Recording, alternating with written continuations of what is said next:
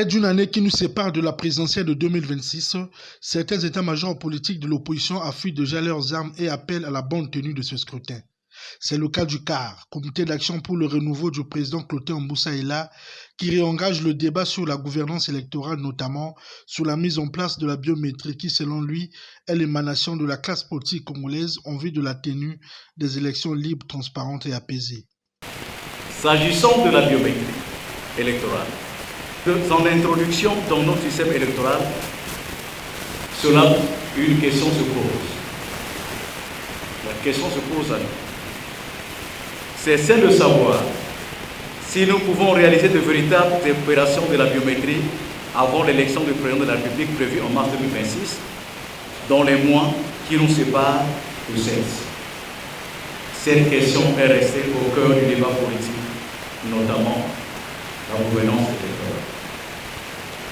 La biométrie électorale veut dire l'identification des électeurs et la création des cartes biométriques avec photo. Elle a été vivement recommandée, et ce depuis la concertation politique de Dorizi en 2013.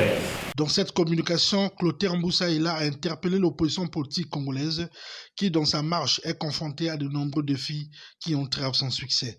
Depuis 1999, l'émergence de l'opposition politique dans notre pays a été marquée par un parcours tumultueux, caractérisé par des conflits d'ego, des suspicions et manque de sincérité et de cohésion.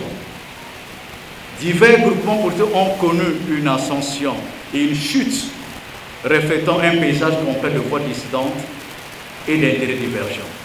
Des formations notables, telles que le collectif des partis de 16, le Front patriotique, l'opposition plurielle, le GM15, la dynamique unitaire, l'opposition politique nationale, l'ADP Mbongwana, la CODESA, le CODE A et le FDCI évoluant plus tard vers un collectif de la majorité de l'opposition et la société civile et les partis d'opposition pour une véritable commission électorale indépendante d'où est née l'ARD, ont tous failli et aucun n'a jamais atteint ses objectifs.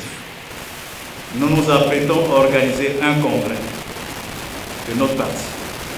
Notre objectif reste de veiller à ce que le prochain congrès de notre parti se tienne dans un avenir proche.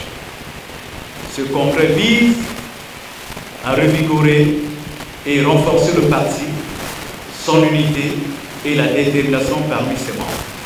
Ce point de presse qui fait office à sa rentrée politique a été rehaussé de la présence des partis frères et amis de l'opposition.